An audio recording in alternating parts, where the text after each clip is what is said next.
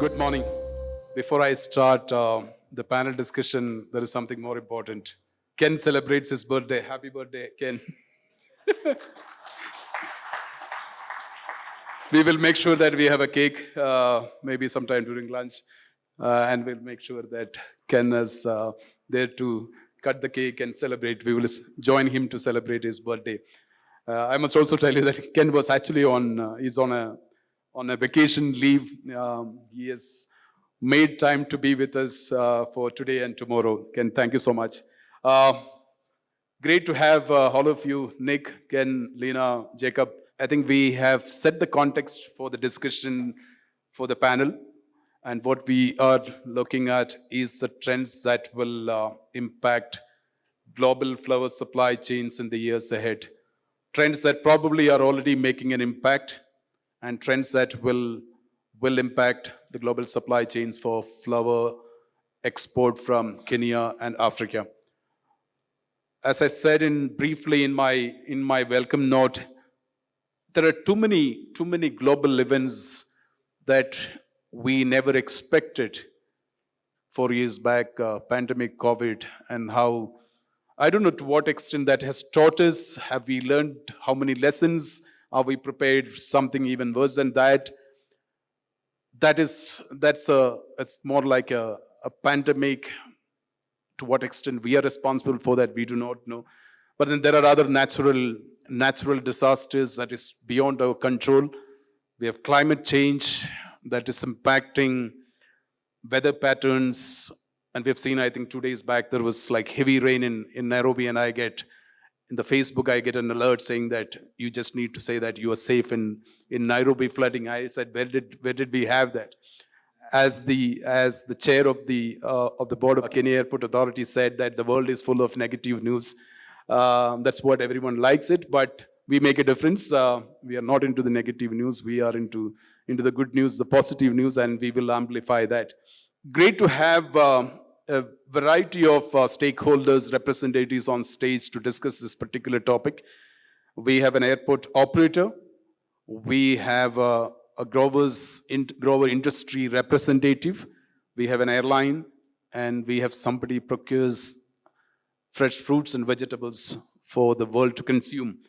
So we are trying to get a diverse perspective in terms of what the world expects in terms of from the industry, and what are our preparations to deal with the trends that are emerging.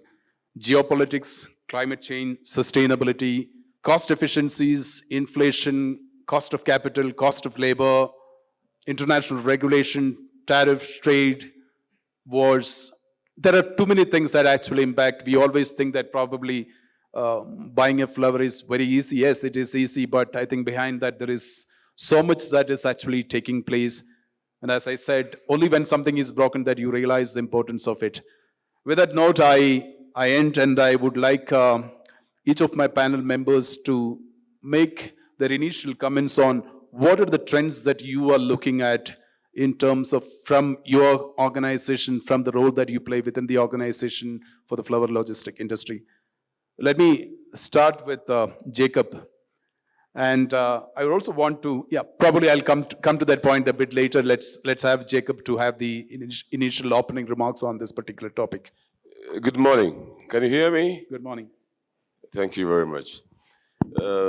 First of all, I'd like to thank all of you who have taken long trips to come to Nairobi, transferred through various airports.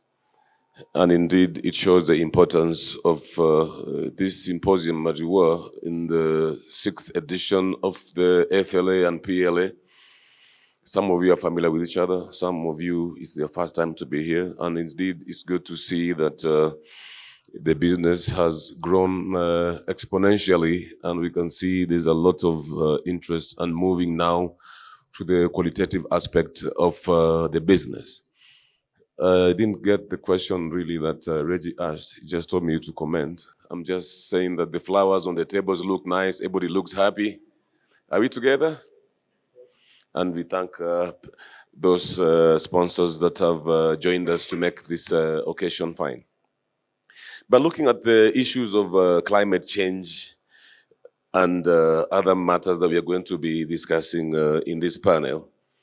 I'd like to say the responsibility that comes with the climate change lies on all operators within the industry. We have to look at three aspects: the structures that we operate in, the processes that are done within the infrastructure we operate in, and of course, the functions that necessitate us to now be in part of the business.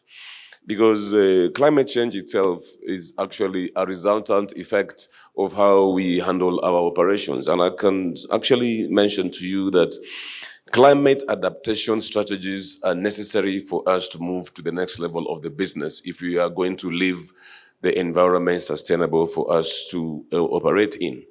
I don't want to dwell so much into discussing climate because the road to net zero in the industry has got various strategies itself. It's a whole day discussion if you're looking at net zero, because you have to look at how are we going to manage the climate issue, which is directly linked to sustainability. What strategies are there to measure even how we are impacting on the environment? Because are those the best ways to measure the impact? Or are there best practices that we can say, now we are seeing the impact and the results of how we are impacting on the environment?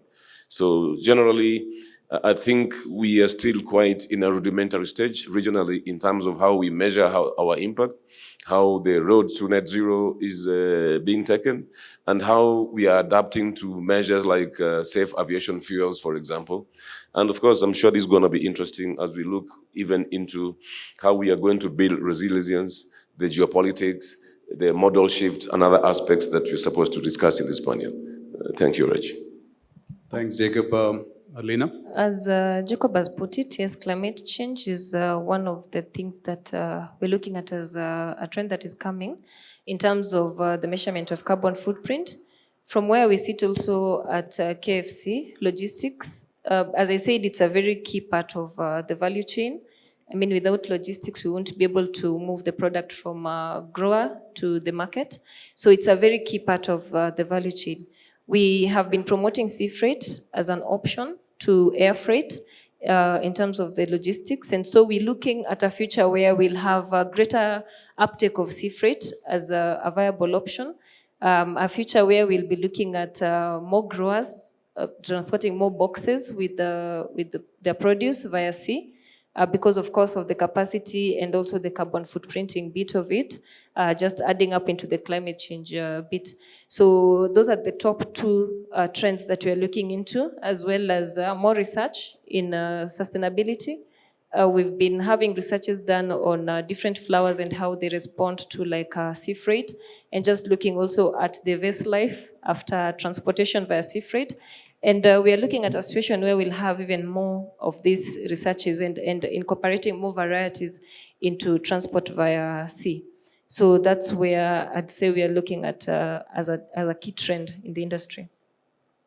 Thanks, Lena. Ken, maybe perhaps from your perspective as a cargo airline operator, we have identified a few trends. How are they aligned to what the trends that you and your organization look at from a purely cargo airline operator in the aviation space? All right, firstly, good morning, everybody. It's good to be back here. It's a very important event for the industry. And as Saudia Cargo, we're very happy to partner with the event organizers for this event.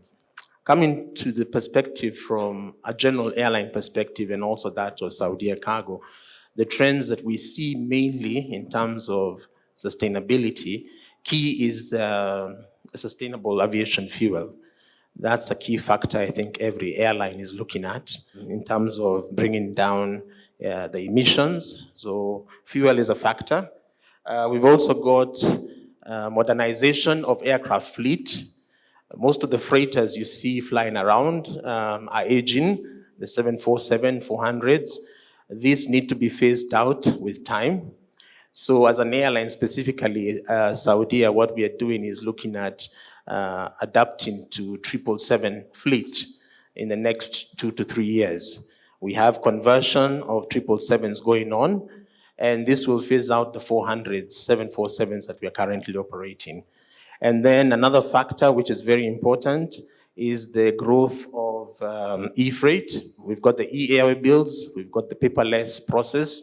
That's another focus we have in terms of sustainability going forward. So those are the key factors or key trends that we are looking at from a cargo airline perspective.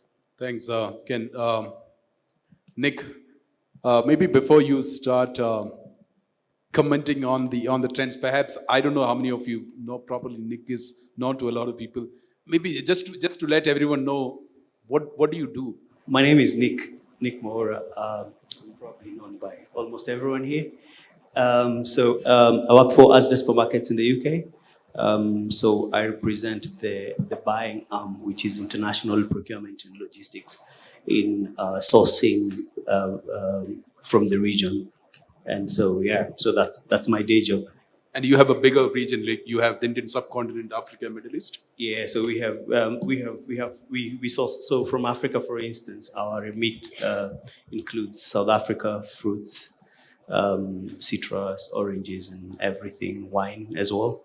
And then we have nuts and dried fruits as well, partly from West Africa.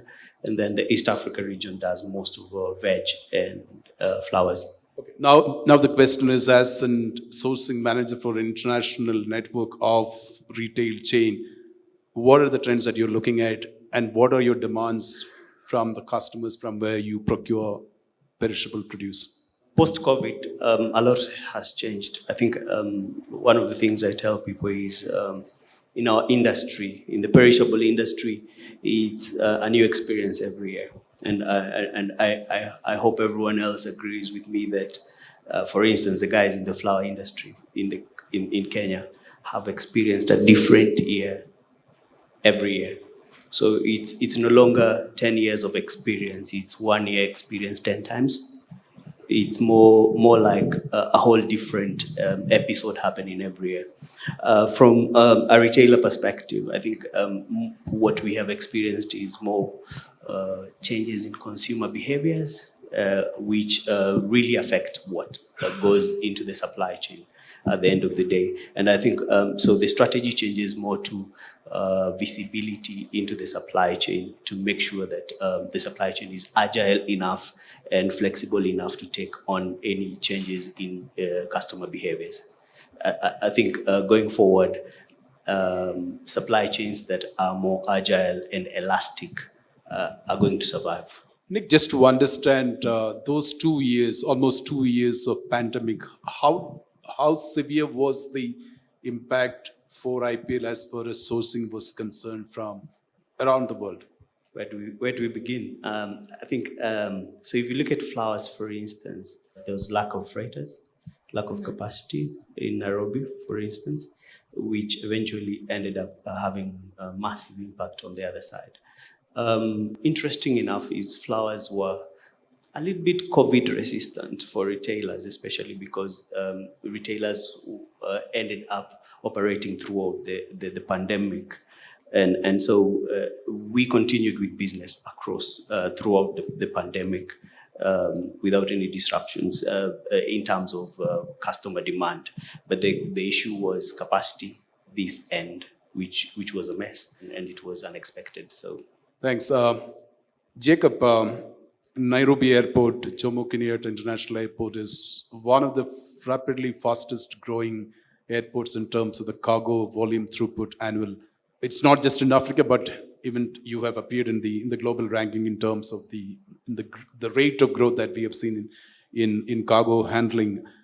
And KA operates other smaller airports around Kenya. Your acting MD and CEO said sometimes you are punching below your weight and you're building a lot of capacity. You're trying to create facilities and infrastructure in your smaller airports which will feed cargo into Nairobi. And these are airports which are closer to probably production centers, people, farmers, growers. To what extent the trend of building infrastructure going to be an important priority for Kenya Airports Authority? Thank you very much. That's actually a very important and salient question that is expected of us as airport operators, and which is functionally our main mandate. You see, decongesting JKIA first is a priority in terms of making sure that infrastructural facilities are diversified across our network. We have got various strategies that are actually taking place right now as we speak. You have got expansion going in more international airport so that we can embrace the sea air strategy, so that we can increase not only our perishables movement. We want to be able to facilitate and decongest the port of Mombasa by having sea air, where we can now try and have a strategy where we can have a distribution and increase our throughput for handling transit cargo, not only for Mombasa, but also for Lamu, which can feed into the Isiolo airport for the sea air. Because a good example is what happens in Ethiopia. Ethiopia uses Djibouti right now. You know, Djibouti is a port country in quotes, but you see there's still border intervention required before they get to Bole. But Ethiopia is already using Djibouti, which is a longer distance than what we have between Lamu and Isiolo, for example. We have Kisumu coming up in terms of development of transit, so that we can capitalize on the multimodal aspect of also distributing in the landlocked hinterland of East and Central Africa. You know, and I know the issue of AFCAFTA is going to come, that our intra-trade in regional aspect is going to actually improve our GDP further than even trading across the seas, because of the value proposition of air as a speed imperative. JKI itself is poised now to increase our cargo parking stands in the cargo Fright area, so that we can be able to handle more wide-bodied aircrafts in terms of facilitation of parking and handling. Because if you look at the level of where we have gone now, our ground handling agents have actually been very impressive and improved in terms of they are not only having better infrastructure across the region, but they have moved to be centers of excellence in handling pharmaceuticals, in handling fresh produce, that we are now a distribution center across East and Central Africa because of the direct link with channels with international airports that are finding what global value chains require for this region. They require time as the imperative in terms of handling sensitive goods. They require the visibility and traceability of sensitive items, and that is the marketing attribute that most of the suppliers and their clients require along the entire value chain. And our relationship with our stakeholders in terms of creating a cargo community is what is an imperative, and making sure that we are able to provide an environment that provides ease of doing business and trying as much as possible to compress time. And whenever you compress time in the logistics supply chain, you are able to put the costs at a manageable level. Are you punching below your weight? The issue of punching below our weight, I've never really entered a ring to punch. But what I can tell you is that when you look at issues of warehouse capacity, the throughput and logistics is about movement. You can never have a full warehouse today and a full warehouse tomorrow. If you do that, then it means there's a pain somewhere along the value chain. Warehouses and transit sheds are supposed to facilitate movement. If I may put it in simplicity, logistics actually is about planning and positioning. And after planning and positioning, you look at what supply chain entails. Relationships and integration. So when you're managing supply chain and logistics, all those things have to converge in terms of electronic data interface. And there's never a situation whereby we will say we have 1.2 tons of cargo sitting at JKIA or any other airport. What the throughput is and what the consumption of per meter or square meter given at a particular time is how you calculate whether we are punching below the weight or not. But we have movement. Our freighter capacity and freighter handling has increased and moved over time. And I can tell you that in the last Valentine's season, if I may call it, I think this year we had the highest movement, and the ground handling companies here will tell you that it was a very busy time and capacity was well utilized. And we are trying to look at a diversified way of getting the product mix, so that we don't only rely on perishables. We also have to have verticals like e-commerce going on. So in my opinion, we are just punching the right weight. Thanks. I think one of the important things that we do at this conference, or we attempt to do, is to keep the conversation as interactive as possible. Anybody from the audience would like to make any very specific, brief comments or a question, please be ready. Raise your hand, identify yourself, and ask question. Lena, your industry association, Kenya Flower Council, you represent thousands of growers in Kenya, and you have a direct access to them to listen to them, what works best, what works good, what does not work. And you have this constant challenge of finding solutions for your industry members. And we have the problems that we mentioned already: sustainability, net zero, the road to net zero. You have the cost pressures, the freight costs going up. You have the labor cost on the rise. You have the capital expenditure cost on the rise. The cost of capital is expensive. Inflation. In all of this, what are you taking to the logistics service providers of what you hear from your members? Okay, one of the key things that I'd like to take to the service providers is the cost of logistics, especially the air freight. If there is a way that this can be brought down, then this will actually make a very big difference in the industry. When you look at our competitors who are Ethiopia, and you look at maybe what, for example, Ethiopia Airlines is charging for freight, and you compare it with what Kenya Airways is charging, you realize we are operating at a disadvantage. So one of the things is the air freight costs that will be quite, it has posed a challenge for our members before, and it has been a pain point that has over the years been repeated in all our discussions with our members. We have been also at the forefront in terms of negotiating for this and just seeing how to work. We've partnered with KQ itself and also the Ministry of Transport, just trying to lobby on the same.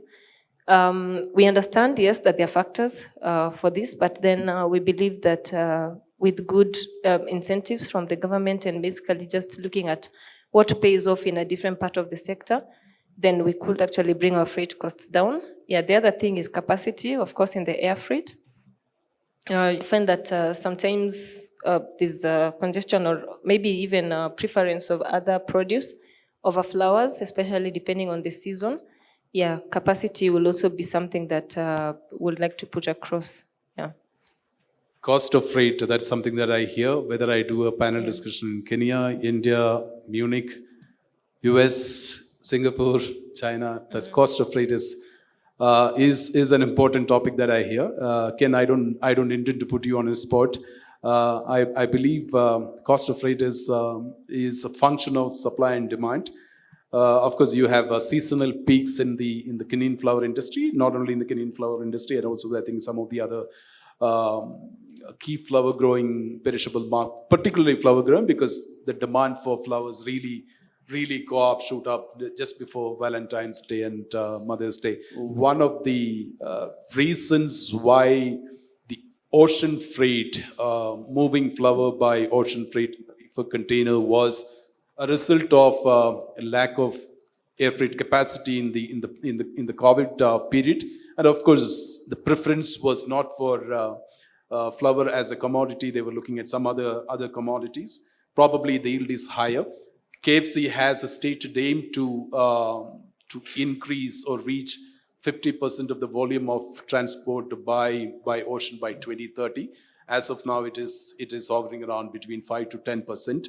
In fact, we have a separate discussion on the ocean air panel at the last towards the end, and we have interesting people talking on that. So please stay back. But Ken, how creative can you be to address this challenge of rising freight cost? I know, again, as I said, it's a function of supply and demand. And then you have a challenge coming, because if they are going to grow, if the rate of growth in terms of moving flower by ocean, then that's going to be a challenge.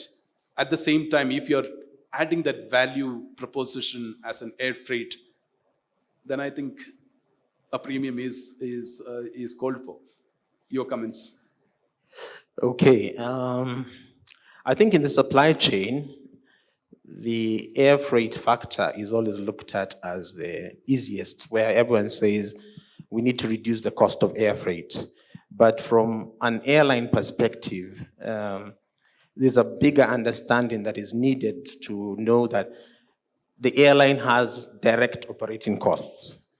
Apart from the fuel, there are other factors that also influence the cost of a flight rotation. So when you put that all into the basket, you also look at rotational revenue. If you fly from Nairobi to Europe with the flowers, you need to fill that freighter from Europe back south for it to come back into Nairobi. If the cargo is not available, the return cargo is not available in Europe, then you have a deficit. So in most cases, you'll find airlines are not making the margin or the profit margin that's perceived in the supply chain. In fact, most airlines, if they were to be honest, they're actually loss-making. So that's no different for us as SV. What we have done, we've been in Africa actively for the last 13 years, flying freighters. Kenya is our biggest market with almost 90% of the export output. We are also very active in Ethiopia and South Africa. Recently, we've started in Tanzania. So when it comes to flowers and perishables, we, let's call it the experience. We understand what is needed in terms of cost, what is needed in terms of margin, and what's needed fairly to operate out of these segments. Flowers, unfortunately, perishables cannot challenge what is going on globally. We've seen an upsurge in the last 4 years of e-commerce. This is from Asia Pacific. Now, if you look at the rates that are being paid for some of this e-commerce into Middle East or into Europe, the rates are as high as $8, $9 per kilo. Now, I'm sure most of you know there's no way perishables can be able to compete with those kind of rates. So I think for an airline, we are normally punched, to use the right word, about the cost, but we also have to operate in a reasonable or profitable way in order to sustain ourselves going forward. So that's really the key factor in terms of pricing or in terms of cost. Nothing much the airline can do. If it's not profitable, then they withdraw the capacity, take it elsewhere. That's normally the risk behind it. Thank you. Yeah, I got your point. Nick, cost, how much is that impacting the way that you decide from where you procure? Do you mean cost of freight? Yeah, cost of freight. Cost of freight for buyers determines, number one, where you buy. Because if you look at the trend for those in the flower industry in Kenya, you'll see most of the buyers have moved their purchasing to Ethiopia, especially in the last 3 years, because cost of freight is a lot less in Ethiopia. There is also a lot of focus on countries like Rwanda, which was not there before, Uganda. So you start seeing people looking into those ones because of cost of freight. It's massive. The reality is with inflation especially, you have to have the most cost-effective sourcing strategy, and freight plays a big role. Yes.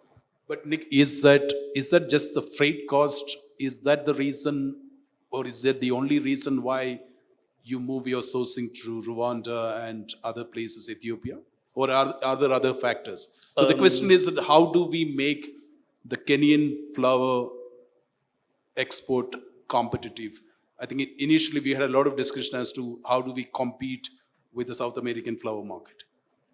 Now we are competing with the neighbors around. It's not the only factor.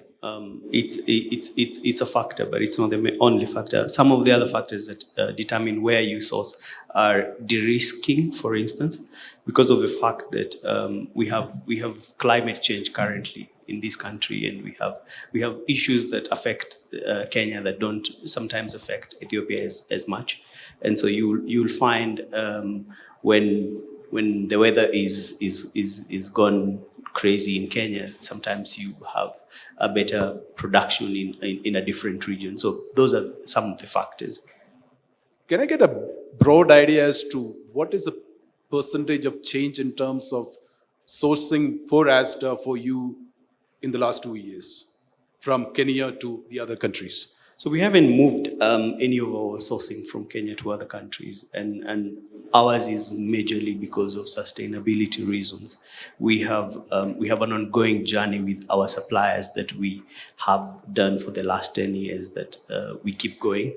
And ideally what we've done is we've worked with our suppliers into sea freight, for instance, into reduction of plastic in the supply chain, and those are paying off. Though it is a slow journey, it ends up paying off because that helps in reducing the cost of doing business in the country. So basically what we're doing is focusing on other factors that would reduce the cost of an item out of this country. Okay, we have an interesting panel later in the afternoon on innovations in packaging, reduce, reuse, basically the triple R's of sustainability and net zero. So we will talk about that. And I think Nikki's on the same panel as well. I want to come back to Jacob on the topic of modal shift. Since you have an airport in Mombasa, that's also one of the important ports. There's a lot of discussion around developing sea air product,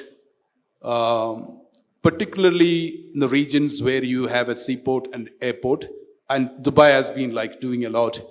What is your comment, reflections on the sea air product, and how do you see the modal shift really impacting air cargo industry, particularly from the point of view of an airport operator? Thank you very much for that question. Modal shift is a trend that will definitely impact on the industry in the nearest future, if it's not currently. Because you will find that discerning 3PLs and movers of cargo have got strategies that encompass multimodal operation. We have got inland container depots, we've got regional distribution, we've got national distribution centers that require a certain level of movement. But if you look at the impact of modal shift, this is a very interesting topic that you brought about. I'll tell you, for example, during this Valentine's season that has just ended, the upsurge of using air freight was because most of the flowers that were in the sea freight did not reach in good condition in their destinations. Because that transition requires very meticulous planning. Because global value chains require a lot of traceability when it comes to perishables. They require a lot of visibility when it comes to handling perishables. Seaports, most of them have not reached the level of handling perishables the way airports have. I'm yet to see regionally where we have got centers of excellence in handling perishables at ports other than airports. The imperative and value proposition for air freight is visibility, predictable supply chains, time-based, and actually airlines have money-back guarantees whenever there is spoilage, and actually is an IATA attribute on the airway bill. The bill of lading do not have similar insurance and similar confidence you give exporters on handlers of cargo than what airports can provide and what air freight does provide. So that competition we are here to see. And actually, when it comes to perishables, it depends what type of perishables are you using sea freight for.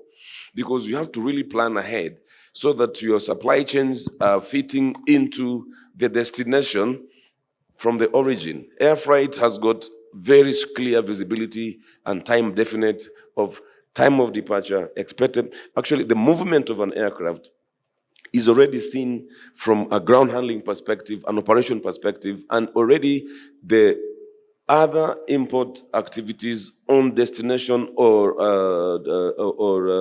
destination or origin are already prepared. It's not easy to do that with the sea. Sea is good for other aspects, but when it comes to perishable handling, in terms of opening market and route development, the multimodal aspect is great. I'm saying this because if we want to open the American market, for example, air freight is very expensive. You have to look and move through various destinations in Europe to get to Miami, for example. But if we could get by sea to, or by air to Dakar, for example, or any other part of the Western Africa, and then use sea across, you have shortened or compressed time. That already gives us a lesser way of paying. But the problem here comes on how to move and convert an air bill into a bill of lading and move across the Atlantic. That way will open the American market for Kenya. Otherwise, we cannot compete with Bolivia or Peru or Ecuador, which has just a few hours across into the American market. Much as lucrative it is, and our cars, of course, have got better quality in terms of even being on the temperate region. So the model shift requires very discerning and depends on the market that you're trying to hack, and is not an automatic aspect. Thank you. Thanks, Jacob. Lena, seasonal peaks are important. That's where you have a problem of lack of capacity. Since the launch of the pilot project on moving flour by ocean freight to Europe, what is the rate of growth that you have seen, maybe in 2024 as against 2021, 2022? Of course, seasonal. Our greatest season is Valentine's. It's our biggest season. And of course, we have others like Mother's Day, Christmas, etc. Yeah, so with the sea freight, what has happened? For this year, of course, the war has caused changes and all that. But in the past, with proper planning, we were still serving the markets quite well, because you know that maybe your transit time is 30 days. And so within, you just work around with that, and you know that within those 30 days, the product will have reached the market. Yes, so it is just rotates about proper planning and just knowing how much you're also taking on the other end, and planning with that. Of course, there'll be one or two maybe times when that can be off, but mostly proper planning will be able to resolve that. Yeah. But then you always have the surprises. The Red Sea crisis was not factored into it. Yes. Now today you have you don't have access to the Suez Canal, and then you go all the way down to the Cape of Good Hope, and then again. So how do we prepare for something like that? Yeah, those will happen. Extraneous factors will always come across. And I'd like to just clarify, as we are promoting sea freight, we are not looking to kill air freight. Yes. What we are doing is we're just offering a viable option to our growers. Yeah, air freight will always be there, and it will always also serve its niche, because of course it's faster than sea freight, and offers that. It also works to sort out the time issue. So in the past, maybe what has happened even during COVID, a lot of transporters were not moving, yeah. But you see, now we are aware, because even before a crisis like COVID came about, the whole world, all value chains were affected by COVID, yeah. And it caught us all flat-footed, I think, the whole world. And so from that, we also learned that we can do things differently, and just see on how to work and strategies around the contingencies better. Yeah.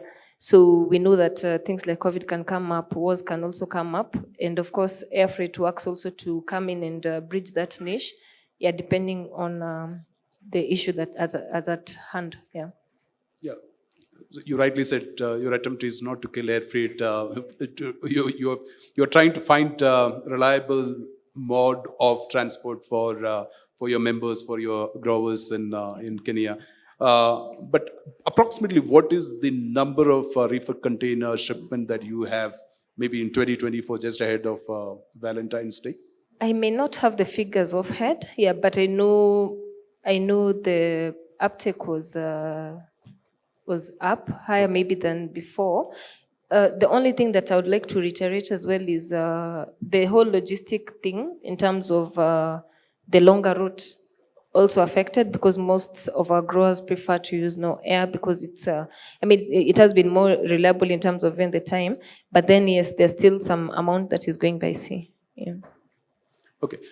I'd like to ask the last question before I open up to the audience for their questions and comments. This is on what Nick said about the consumer preferences, consumer buying patterns. I think e-commerce has taught us as to how people buy. And we have also seen that if you order something today, you would expect them to be delivered yesterday. So the speed and reliability, what you talked about, the tracking and traceability of it, Amazons and other bigger e-commerce players have actually kind of pampered as to what they can do. Probably we are not, in terms of transport logistic companies, we are not really matching up to what the integrators do, like FedEx, UPS, DHL, and the Amazons of the world do. Either you can take a stick or you can offer a carrot in terms of how things change in terms of improving your sustainability goal, net zero, digital transformation of processes, removing paper from your workflow. How important is those elements of truth that you realize from your customers? You talk to your customers, and they say that if your product is coming in non-recyclable plastic, we don't want it. So how important is those customer feedback? How people buy, consume goods? How are they impacting how you create your strategies? Maybe Nick, you get started. The reality is all these we're discussing is based on the end customer. So at the end of the day, our performance in the supply chain end to end will be dependent on the customer demands and the existing tariffs and government structures. So basically, at the moment is sustainability cannot be wished away. That is number one. We cannot wish it away. We cannot wish the fact that right now everyone is looking at flowers and thinking, how did they get from the grower to here and to their vase in the house? And so those are discussions that must be had in the future. Even food, people looking at their food and wondering how sustainable that is. And so number one, for this discussion, I think the trend is looking more into visibility. How can we as stakeholders have the visibility across the supply chain? How can me as us as a retailer or as a buyer see everything happening in the supply chain and be able to make decisions on time? Because as you said earlier, Red Sea, for instance, if I am last year we did 50 containers of flowers out of this country. If I am aware of what is happening in the supply chain, then I'm able to react on time. Because I said supply chains have to be elastic. Supply chains have to be very responsive to the reality. And so I think we can't wish away AI, we can't wish away blockchain in the future, because that is where everything is going. At the end of the day, I have to be able to know there is a blockage in Red Sea and react by ensuring that I order more by air to cover for that shortage, if that will be there. But also I have to have the confidence that the airlines and the handlers will be able to be flexible enough and elastic enough to take on an extra 20 tons in a day. Or I'm also able to see what is happening across the supply chain, because we are talking perishables. We're talking about temperature-controlled logistics. We're talking about food that will go into people's, that is affected by temperatures. So we should be able to have the visibility on what is the temperature of my flowers on transit? What is the temperature of my vegetables on transit? Where are they at any given time? So it's end-to-end visibility that will make the whole difference going forward. And also ensuring that the customers get what they want when they want. Thanks.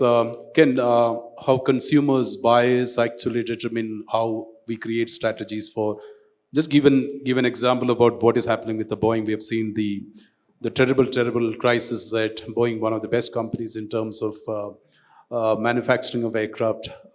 We've seen the crisis that been going through one after another. And there is something very interesting happening in terms of consumers going online to book a flight today. For example, in Kayak, you can actually choose which plane do you want to fly in. You can literally opt out from flying in a Boeing-made plane. So that's pretty serious as to where the power of consumer is in terms of how companies, organizations need to create their strategies. in the aviation industry, sustainable aviation fuel. That's the best solution for the aviation industry today to be sustainable and to achieve net zero by 2015 as the stated aim of IATA. We have a fraction of sustainable aviation produced as against the demand that we have. It's going to take years. Now, do we produce and wait for the demand to come, or do we wait for the demand to come to produce? It's a chicken and egg situation. But who is going to pay for the sustainable aviation fuel? Either you have better aircraft, which is going to come, your 777-8Fs, which will come, A350 freighter that's going to come. These are highly fuel efficient planes. When you think today the biggest important solution or the immediate solution is the sustainable aviation fuel, how do you get your shippers on board to align with that vision of net zero by 2050 as IATA's stated aim? So how important is customers demanding certain things, certain change? Okay, I think from the aviation side, firstly, I would like to comment. Indeed, I agree with what Lina said. Sea freight will never replace air freight. So I think sea freight will always come in just to complement what air freight is doing. But from the air freight or aviation side of it, we need to be agile. We can have strategies that are for 5, 10 years, 15 years, but we also have to be agile to change with the times. What we do is we have close relationship with our customers, and our immediate customers are normally the freight forwarders. The freight forwarders in turn have the growers or the suppliers down the chain. What we do is we sit down and understand the needs of our forwarders. There's seasonality, there's demand. We look at all these factors to see how much capacity really is viable for deployment. We believe in quality, not quantity. So if we have to reduce capacity to provide better service, schedule integrity, on-time performance, we have to see how the forwarders actually get that customer experience from us. So as an airline, I think we are really dependent on the freight forwarders. We are dependent on what they tell us, what their needs are, and it's for us to adapt. Good example is modernization of fleet is not a cheap exercise, but it's something we know we have to do if we're going to sustain ourselves going into the future to meet the demands of the industry. So that's the sort of agility we keep as an airline going forward. Lina, your comments on how your customers, your end customers are actually going to decide how industry changes. Yeah, I'd mentioned in matters of sustainability, it's quite market driven. Yeah, as much as we also have a push within ourselves in the industry, but it's quite market driven. So sustainability with the demands that the market has. If they want sea freighted products, for example, then we have no otherwise but to go that way. Yeah. Jacob? From the perspective that we look at sustainability about is various pronged in terms of we look at our stakeholder matrix and we look at what my counterpart has mentioned in terms of looking at the cost aspect of things. But when you look at how the industry is about to evolve in terms of machine learning, artificial intelligence, blockchain trading, and all other aspects that are affecting and impacting electronic data interfaces. Sustainability, from where we sit, involves the 3 Ps, the people, the planet ahead of the profit. Because without the people, then you cannot have practices and best practices being implemented in the market. And if you impact the planet negatively, that is where you have climate change issues coming about. And then you definitely have no profit if you are impacting or trying to remedy what you could remedy with the people. So people ahead of planet and then planet ahead of profit is the strategy that most organizations need to look at. And we're looking at creating communities whereby while our stakeholders compete against themselves, they are also collaborating on taking care of the physical environment where they operate and enhancing the business environment that they compete viably with best practices without creating aspects that are going to pollute or injure the environment they operate in. Thank you. I turn to the audience. If there are any questions, we can take a few questions. My name is Karen. I'm representing Maersk, the shipping. Two comments from me. I just wanted to correct Mr. Jacob. The reason why there was a lot more air freight this year was not because of quality. We actually did approximately 46 containers last year alone for Valentine's Day. So I don't think quality has been an issue. We have had Red Sea challenges that came from the middle of December. We've been trying to work through what options we have. I think at the moment, currently, we have also avocado people in the business. We're still moving containers with avocados right into Rotterdam and other port destinations. So I think the process has been that we need to be agile when the challenges come. The Red Sea, we said nobody had predicted it. But what are we going to do going forward? We did it from COVID time to try and see, are we able to push boundaries? Are we able to look at what more the equipments can be able to do on the reefers to be able to push us more? So I think there has been progress that has gone on sea freight for flowers. I think, like Lina put it, it's going to be a balance. Nick also mentioned that they have done successful loads last year.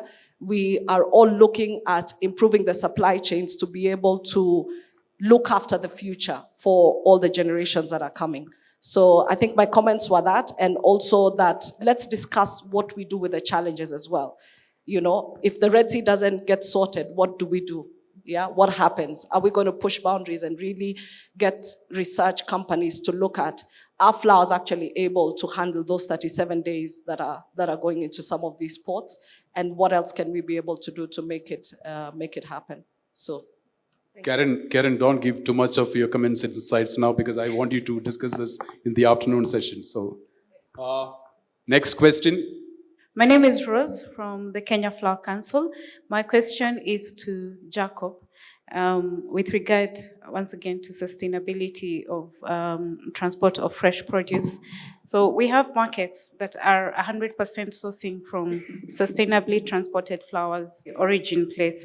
So what is the K then doing to ensure that if Red Sea persists and let's say we come to a place where we can't use sea freight, how then are we able to supply to that particular customer who says, I only want sustainably transported flowers in the near future?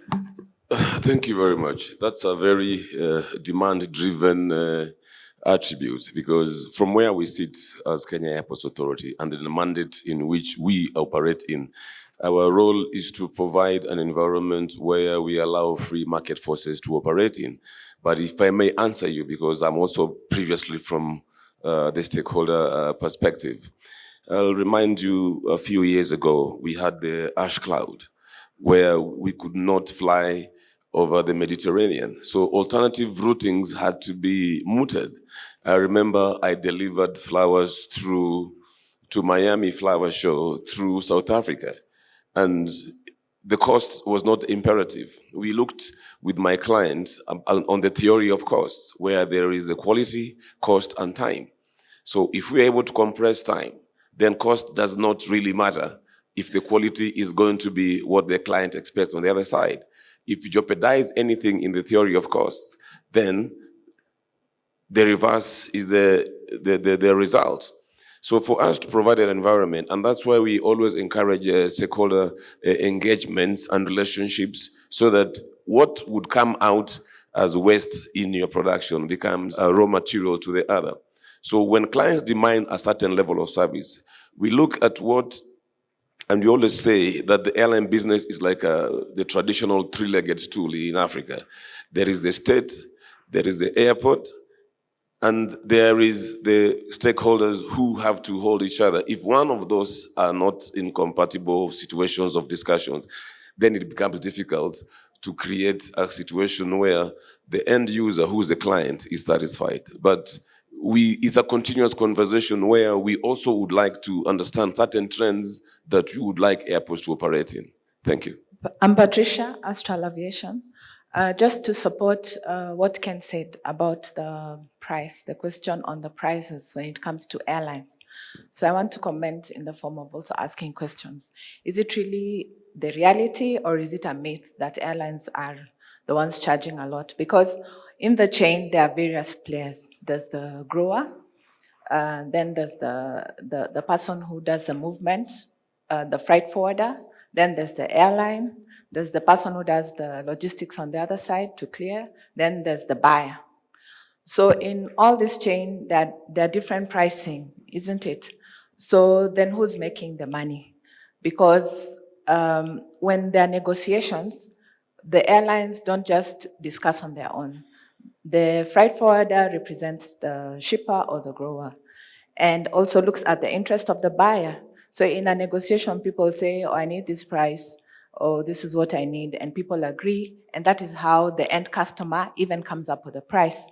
So if we look over the years, it's not like the flowers have gone down because of the prices of air freight. So it means the prices are sustainable. It means the market on the other side, whoever is buying, it is sustainable. Because now we even have two products, there's the sea and there's the air. So for me, I would ask maybe the stakeholders to look at it different. If you're saying the airlines are expensive, what about the freight forwarders? We're not the only ones here.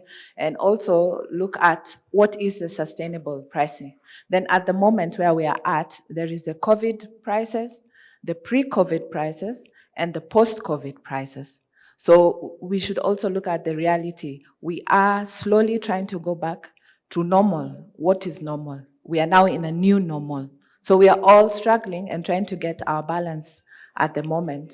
So I guess that is what we have to look at it as we go forward. And we also have to appreciate that many things come into play, like she's spoken about the Red Sea issue.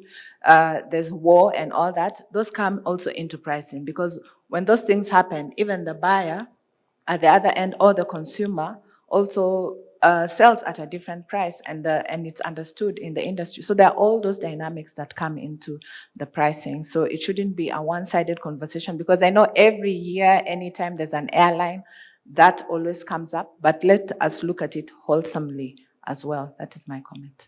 Good morning. My name is Mokwa from Cargo Ledger.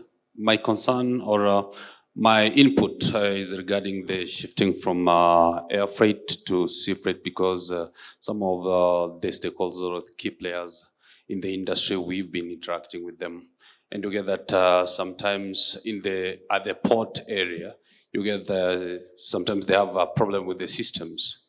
Some system may be down, and you get that these perishables, and you get that maybe you are having flowers that needs to be boarded to let's say, for example, Maersk shipping line in time, so that promise of a specific timeline to reach the destination has to be attained. And you get that also you get that the people handling some let's say some section of the port needs also to be improved to understand that this cargo needs to be cleared in time. So those are some of the challenges I think sea freight is facing. Those who are in that industry or in that sector can attest to that. Or also maybe you are importing some perishable product to Kenya. You get that your product may go to waste due to some technical challenges or bureaucracy in terms of clearing that cargo. The clearing and forwarding people can attest to that. So there is a lot of challenges to the sea freight compared to the air freight. Maybe I stand to be corrected. Thank you. Thanks. Lina, you want to make a quick comment? Yeah.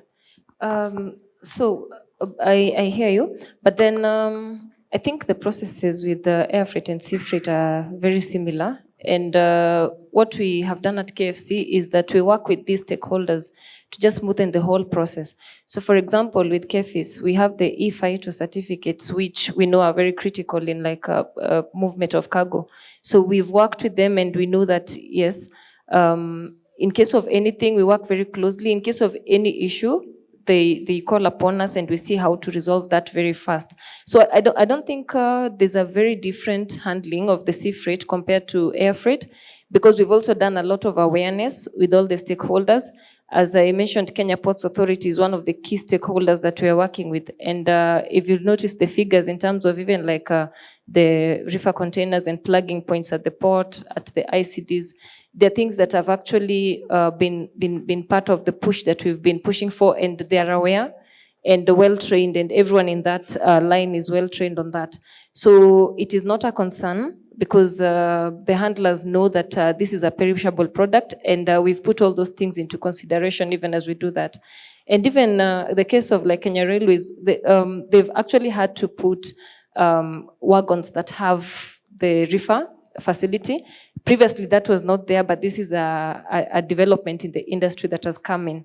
And we look forward to a time when they'll even have more wagons with that facility.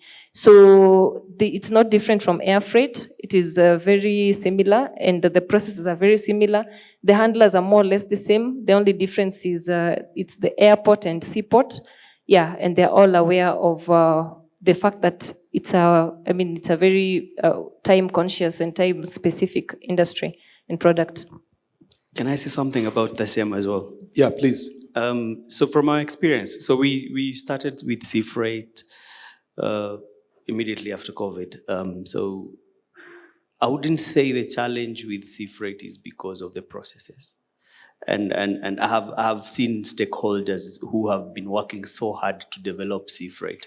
And it would be unfair to pick into the whole work that has gone into it. I think the biggest challenge we have right now with sea freight is number one, the varieties of flowers that are being grown by the growers, and how they should shift to more resilient varieties that are able to withhold the voyage. Without that, I think everything else has been working amazingly well. So to demystify the whole process, I think sea freight will work if all stakeholders are involved, and it has to come from all the way from the breeders, growers, freight handlers, shippers, all the way to the end. The other challenge is the fact that as much as we say we are prepared this end on sea freight, the other end is not as ready for sea freight flowers as we would think they are. And so the handling post-port that end is also a big challenge. But sea freight is a success. Okay. Jacob, you want or no? Oh, yeah. Few comments. Okay, thank you very much. I agree with my panelist that indeed climate adaptation strategies are an imperative when it comes to looking at the all sustainable aspects, both in the sea and in the air. And like Lena mentioned, and of course, my friend also Ken talked about the fact that none of the modal aspects is here to replace the other. It is actually a consumer imperative to decide which mode they're going to use and how they're going to fit in their own supply chains, because to shift from air to sea will require a bit of time, because you're moving from a few hours to a couple of weeks. You must be able to really have proper planning and positioning so that you fit on the other side. And most people actually diversify. There's what they call high care that goes by air, and what they feel can sustain the journey to withhold the sea for a couple of weeks to join into the other supply chain, depending also on cost and efficiency. If I will comment about the pricing and cost efficiency, has been discussed by the floor. You see, you have to look at the total logistic costs, because it's not only air freight that contributes to the same. There's the holding cost in the warehouse, there's the handling cost at origin and destination. There are various costs, including security surcharge. During the COVID times, I know there are people who introduced a COVID surcharge, and these costs are not created by the airlines. These costs are all part of the value chain and the environmental attributes that are sustaining or impacting on the movement of goods from farm towards fork. And the last aspect I would like to mention also is about the fact that the airlines are now being challenged to look at how they can put ULDs to be part of the circular economy, that you can reduce, you can recycle, and you can actually be able to get it back without having to impact on the environment and get into depositing or making other areas that are going to impact negatively on the environment, because without ULDs then we can't move everything. ULDs are not part of the conversation, but they are the main salient aspect that actually what islands use actually to make a sale. They'll tell you a pallet and etc. I don't want to talk so much about that, but I believe this conversation is interesting, and beyond this panel, we should continue it as stakeholders. Thank you very much. I'm sure certainly this conversation is interesting, and that conversation is really building up, and the conversation is between air freight and sea freight. Ladies and gentlemen, put your hands together for the opening panel speakers, Nick, Ken, Jacob, and Lena. Great to have all of you. Thank you so much.